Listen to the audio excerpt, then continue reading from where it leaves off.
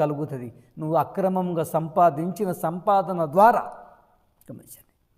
అప్పుడు అయ్యో నా పిల్లలు ఇలాగ అయిపోయారు ఏమిటి అని చెప్పి అప్పుడు నువ్వు ఏడుస్తూ ఉంటావు.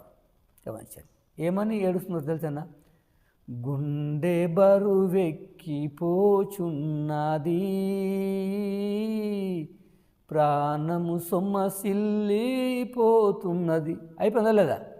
గమనించండి.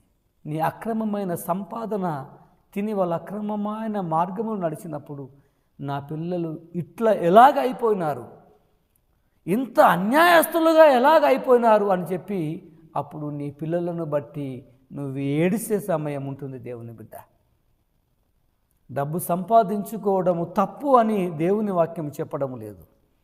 నీ పరిమితికి మించిన డబ్బు సంపాదించుకొని డబ్బు మాత్రమే నా సమస్తమని, డబ్బు మాత్రమే నా దైవమని